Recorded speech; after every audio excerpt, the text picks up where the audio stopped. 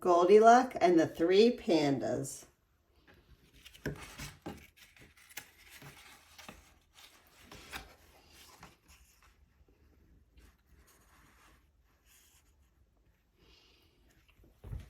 When Goldy Luck was born, her mother said, "Year of the Golden Dragon. Very lucky year. This child will have good luck."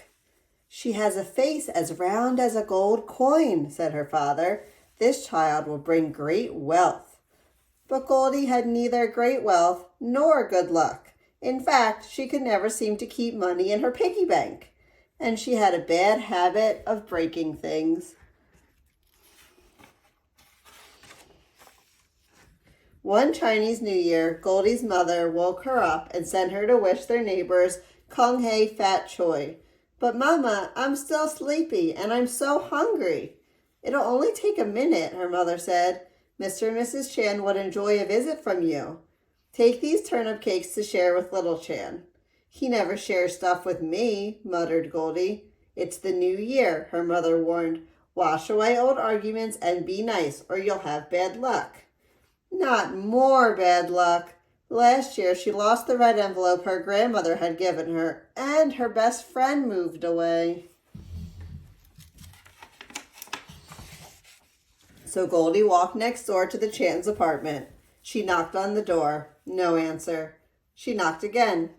Still no answer. Goldie gave the door a little push. It swung open, and she tumbled in, dropping the plate. Turnip cakes catapulted all over the floor. "Oh no," Goldie cried. "A whole plate of turnip cakes ruined? That was bad luck for sure."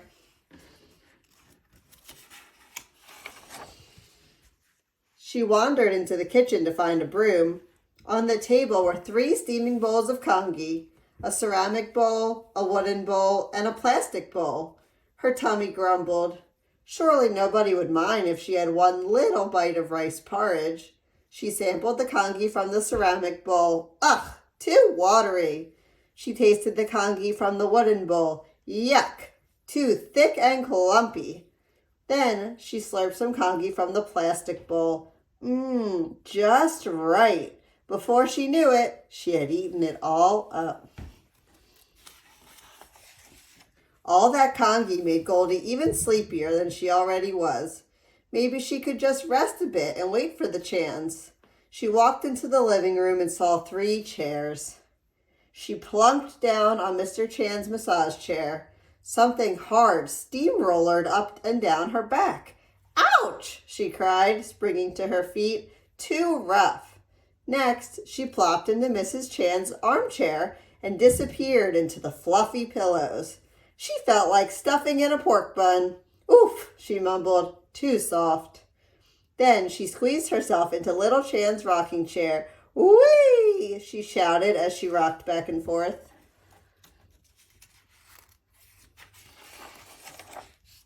But she pushed too hard and the chair somersaulted backward. It hit the floor with a splintering crash. "Oh no," Goldie exclaimed. 7 years bad luck. Or was that a mirror? In either case, she was still so sleepy. She ambled into the bedroom to find a place to lie down. "Just for a few minutes," she reasoned.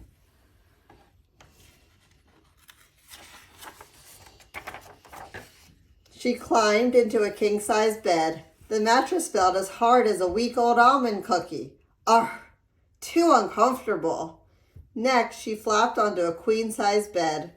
The electric bed began to fold her up like a dumpling. "Yikes! Too scary!" she cried. Then she leaped off and settled down onto little Chan's futon. "Ah, just right," she sighed and fell fast asleep. The Chans finally returned home. "Who dropped these turnip cakes all over the floor?" exclaimed Mr. Chan. "And didn't clean them up," added Mrs. Chan. "A whole plate of turnip cakes ruined," groaned little Chan. They headed into the kitchen. "Hey, who's been eating my congee?" demanded Mr. Chan. "And who's been eating my congee?" cried Mrs. Chan. Little Chan wailed.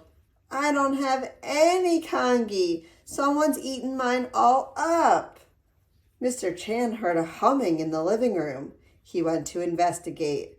Someone's turned on my massage chair, he bellowed. And someone's rumpled the cushions on my armchair, yelled Mrs. Chan. I don't even have a chair, shouted Little Chan. It's been smashed to pieces.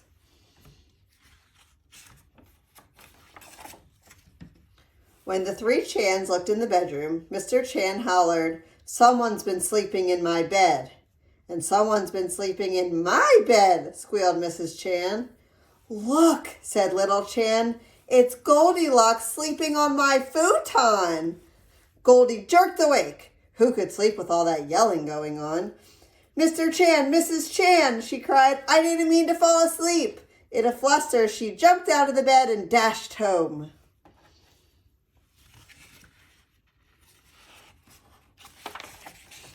Her mother had set out congee for her breakfast. Goldie was just about to take a bite when she thought of Little Chan, who didn't have any more rice porridge in his bowl. I'm not really that hungry, she said to her mother. She went to read a book in her rocking chair. As she rocked back and forth, she thought of Little Chan, who didn't have a chair to sit on anymore. I'm still sleepy. I think I'll go to bed, she said. Goldie climbed into her nicely made bed. She thought of the pillows and blankets she had strewn about the Chan's bedroom. Goldie jumped up and ran back to the kitchen. She grabbed her bowl of congee and rushed back to the Chan's apartment. I didn't mean to break Little Chan's rocking chair, she said to Mr. Chan. I'll help you glue it back together. I'll fix the blankets I messed up, she said to Mrs. Chan, and make the beds. Goldie handed her bowl of congee to Little Chan. I'm sorry I ate all your rice porridge. That's okay, Goldie, said Little Chan shyly. We were just about to make more. Would you like to help? So Goldie and Little Chan chopped, stirred, and steamed lots and lots of turnip cakes. Then they fried them up nice and crunchy for the New Year feast.